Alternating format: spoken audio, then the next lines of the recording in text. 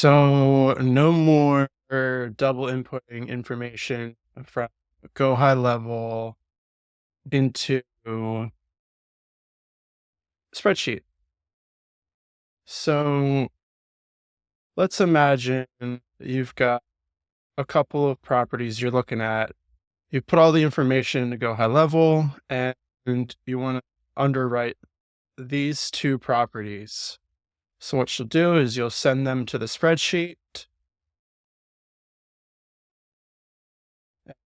and you'll come over here and boom, we've got all the information from both of those opportunities. And when you want to get the information from go high level into your underwriting, so let's say we want to do Evan Johnson. So we'll just copy his information, put it into there, and Evan Johnson comes up and all the information that goes along with it.